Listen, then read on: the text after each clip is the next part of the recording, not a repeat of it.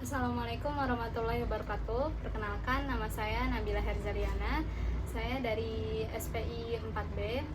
Nah, di sini pada kali ini saya akan menerangkan tentang strategi pembelajaran peningkatan berbasis kemampuan berpikir. Nah, itu bisa disingkat dengan strategi SPPKB. Nah, pada kali ini di dalam materi strategi pembelajaran peningkatan kemampuan berpikir ini terdapat tujuan yang akan diambil materinya, itu menjelaskan karakteristik, dan yang kedua tahapan pembelajaran SPPKB ini. Nah, sebelum masuk ke materinya itu saya akan menjelaskan sedikit tentang apa itu SPPKB.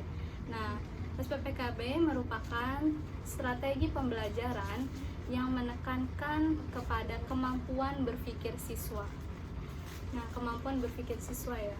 Nah, ada 3 hakikat dasar yang terkandung dalam pengertian SPPKB ini. Yang pertama, itu tujuan yang dicapai bukan hanya siswa menguasai sejumlah materi di dalam kelas materi pembelajarannya, tetapi siswa harus bisa memberikan gagasan atau ide melalui kemampuan berbahasa secara verbal.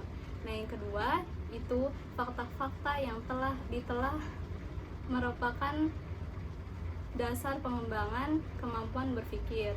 Yang ketiga itu sasaran akhir SPPKB adalah kemampuan anak untuk memecahkan masalah dengan taraf perkembangan anak.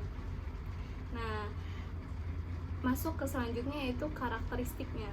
Karakteristik itu yang pertama ada pada proses pembelajaran SPPKB tidak hanya menuntut siswa untuk mendengar dan mencatat.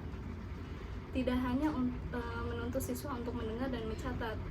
Nah, berarti guru itu harus membuat siswa untuk berpikir bagaimana ini dalam pembelajarannya gitu.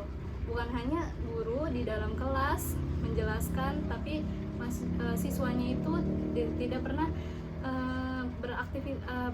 berinteraksi kepada gurunya itu, tetapi menghendaki aktivitas siswa dalam proses berpikir. Jadi harus berpikir juga siswanya.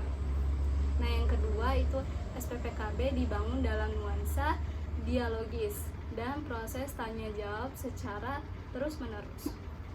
Selalu harus ada dialog antar guru dan siswanya.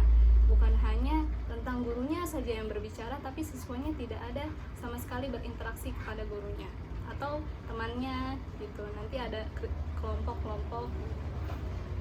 Yang ketiga tuh SPPKB adalah model pembelajaran yang menyadarkan pada 2 sisi, yaitu sisi proses dan sisi hasil belajarnya.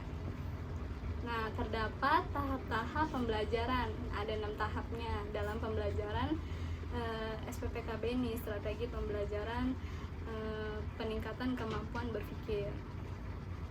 Yang pertama, tahap orientasi. Nah, guru dan siswa berkenalan dengan masalah yang bakal diselami. Jadi pada tahap pertama itu masalahnya apa yang mau dibahas gitu. Materi sekarang apa yang mau, contohnya ini ya, materi sekarang apa yang mau dibahas sama gurunya dan para siswanya di dalam kelas gitu. Yang kedua itu tahap pelacakan. Maksudnya itu guru bersama siswa melakukan pendekatan terhadap masalah dari sisi data, fakta maupun pengalaman. Harus ada yang harus jelas masalah yang akan dibahas itu apa, apakah ada data-datanya yang akan di masalahnya itu pasti terjawab gitu. Nah, yang ketiga itu tahap konfrontasi. Nah, maksudnya itu guru bersama siswa untuk melirik konflik alias pertentangan dari masalah berdasarkan fakta di lapangan dengan teori pembelajaran yang ada. Jadi konflik yang akan dibahas ini nih, masalahnya itu ada nggak sih di lapangan, fakta-faktanya gitu kan. Biasanya itu masalahnya ini yang mau dibahas apa tentang. Nah, selanjutnya itu tahap inquiry. Nah, tahap inquiry itu siswa diajak untuk mengumpulkan sebanyak-banyaknya informasi untuk kemudian dianalisis dan ditelaah berdasarkan fakta dan pengalamannya.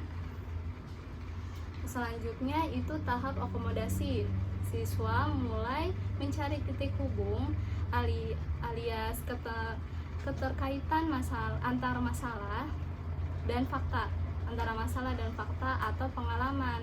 Nantinya akan ditemukan mana sisi yang bertentangan sehingga bisa dicari jalan penyelesaian masalah yang dibahas itu pada guru dan siswanya.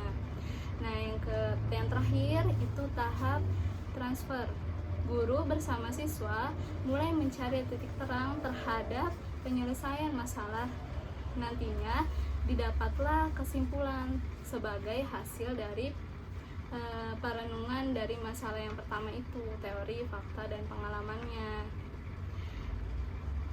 Cukup sekian pada materi pada strategi pembelajaran peningkatan kemampuan berpikir ini. Semoga bermanfaat. Wabillahi taufiq hidayah. Wassalamualaikum warahmatullahi wabarakatuh.